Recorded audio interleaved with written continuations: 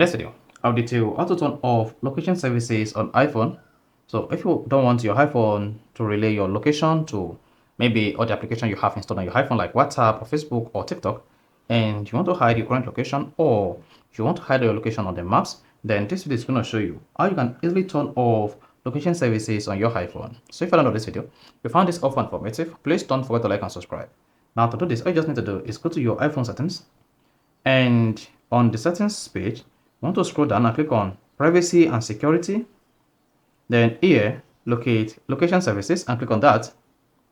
Then once you tap location services and you're on this page, come here. You should see location services here turned on. Then go ahead and turn this off.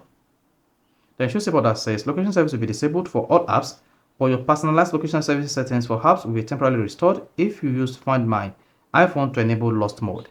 Then go ahead and tap turn off. Then that is going to turn off location services on your iPhone. However, your location services is still going to be available for your iPhone Find My iPhone.